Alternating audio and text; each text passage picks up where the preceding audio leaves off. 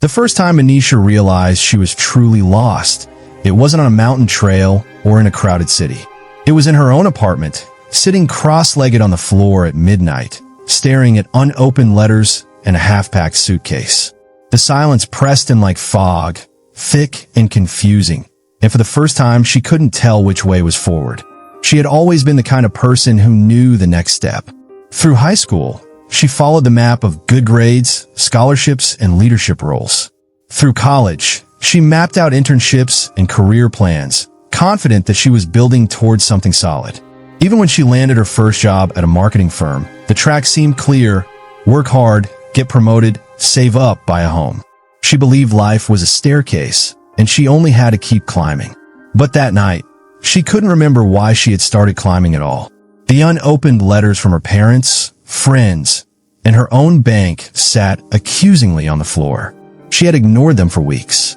The suitcase she had half-packed was supposed to be for a trip to visit her best friend in another city, but she hadn't booked the ticket. She couldn't explain why. The fog in her head grew heavier every day, until simple decisions felt like solving impossible riddles. The next morning, Manisha did something she hadn't done in years. She called in sick without actually being sick. She wandered aimlessly through the city as cars honked and people hurried past, feeling like she was floating outside herself. Her feet eventually carried her to the botanical garden, a place she hadn't visited since childhood.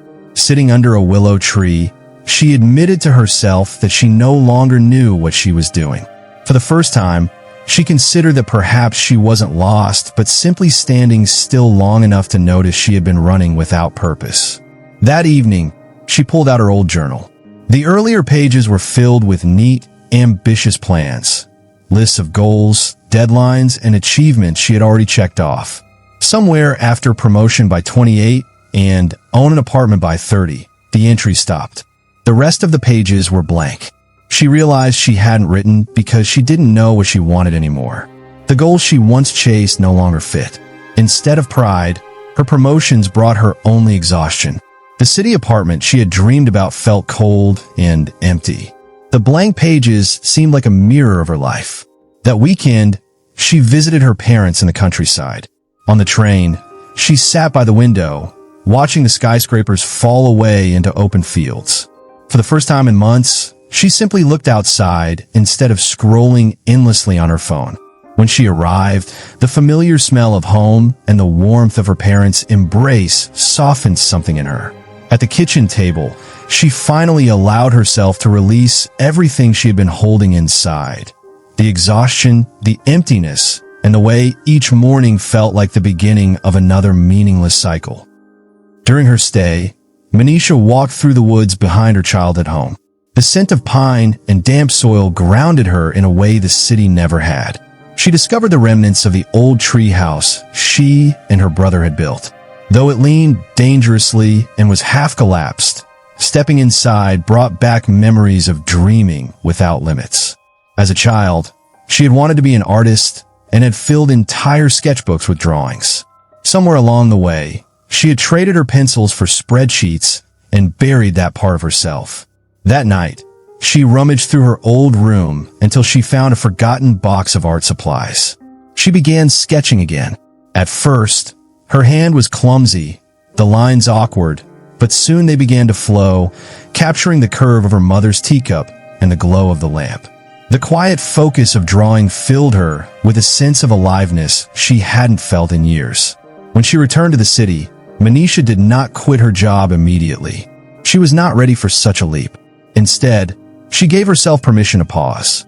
After work, she sketched instead of collapsing onto the couch. She reached out to friends she had avoided for months.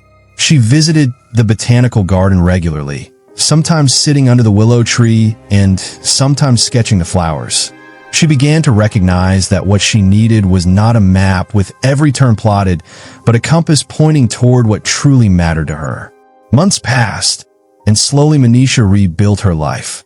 She enrolled in a weekend art class, began sharing her sketches online, and even considered part-time freelancing to give herself more space to explore.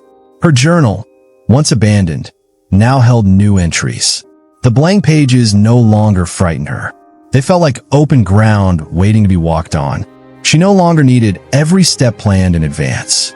One evening, she wrote across a fresh page in large, uneven letters, "It is okay to feel lost. It means I'm still searching. It means I'm alive." And for the first time in years, she felt that was enough.